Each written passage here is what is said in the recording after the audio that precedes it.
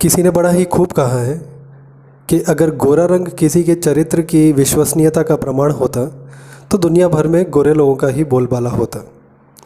नमस्कार दोस्तों, मेरा नाम है मुकुल दुबे। स्वागत करता हूं आपका अपने चैनल पर।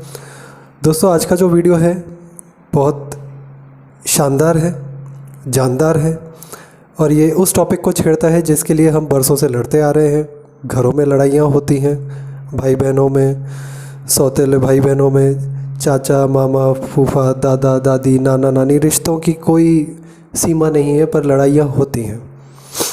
किस चीज़ के लिए होती हैं और क्यों होती हैं आपको वीडियो में पता चल जाएगा। मेरे साथ वीडियो के अंत तक बने रहिए ताकि आप वो सब चीज़ें जान सकें।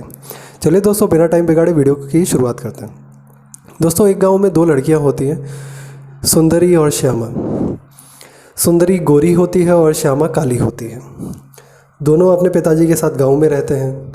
बचपन में उनकी माता का देहांत हो जाता है तो उनके पिताजी ही उन दोनों को बड़ा करते हैं।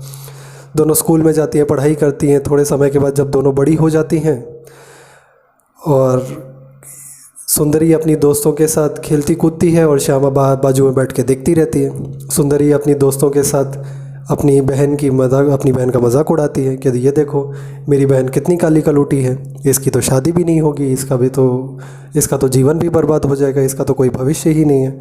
ये सुनकर श्यामा को बहुत बुरा लगता है। श्यामा सोचती कि ये मुझे ऐसा बोलती है, क्या सच में मेरा जीवन ऐसा है। थोड़ा समय बीतता है, उन दोनों के पिताजी गुजर जाते हैं। श्यामा सुंदरी के सर से उनके पिताजी का हाथ भी उठ जाता है। श्यामा सुंदरी को बोलती है कि सुंदरी, अभी तो पिताजी रहे नहीं हैं, हमें तो हमारे घर का खर्चा चलाना है, तो चलो हम लोग वन से लकड़ियाँ काट के लाते हैं और लकड़ियाँ बेच के अपना गुजारा करते हैं। सुंदरी बोलती है, क्या तुम पागल हो? मैंने ये इतना गोरा रंग रूप इसलिए पाया है कि मैं वन में जाके लकड़ियाँ काटूँ और उन्हें बेचूँ? तू जा, मैं नहीं लकड़ियाँ काटूँगी, मैं ये सब काम के लिए नहीं बनी हूँ, मैं रानी बनने के लिए बनी हूँ। श्यामा सोचती है कि ठीक है, करना तो पड़ेगा क्योंकि अब घर का खर्चा चलाना है। श्यामा जाती है जंगल में। श्यामा लकड़ियाँ काटती है, बेचती है मार्केट में और रुपए कमाती है, घर चलाती है। सुंदरी वहीं नदी के किनारे बैठ के अपने आप को संवारती रहती है, नदी के पानी में अपनी परछाई देखती है और अपने गोरे रंग का खूब निहारती है अपने आप को और सोचती है कि हाँ, गांव के सरपंच के लड़के से मेरी शादी हो जाएगी, वो भी दिखने में खूब गोरा चिट्टा है, तो मैं अच्छे से रानी बन के राज करूँगी। तो एक बार की बात है, सरपंच का लड़का जंगल में शिकार करने के लिए निकलता है हिरन का। सामने से श्यामा आ रही होती है अपने वन से लकड़ियाँ काट के।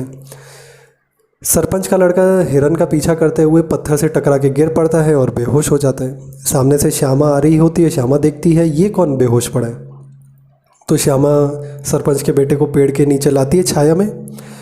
नज़दीक में एक टूटा हुआ मटके का टुकड़ा होता है, उसमें से नदी का पानी लेती है, उसके पैरों को साफ़ करती है और सरपंच के बेटे के चेहरे पर पानी की बूंदें डालती है। सरपंच का बेटा होश में आ जाता है।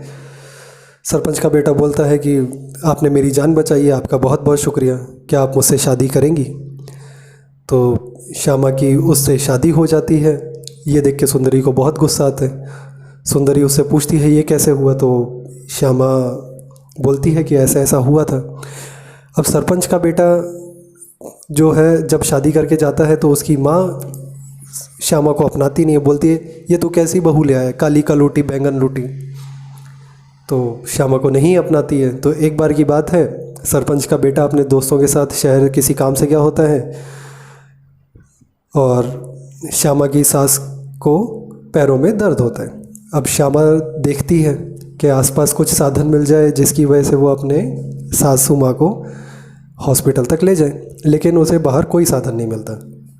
तो श्यामा अपनी सासू माँ को अपनी पीठ पर बिठाकर हॉस्पिटल तक ले जाती है। डॉक्टर को दिखाती है। डॉक्टर बोलते हैं ये लीजिए 20 दिन की दवा है, आप इनके पैर पे लगाइएगा और इनका पैर का दर्द गायब हो जाएगा।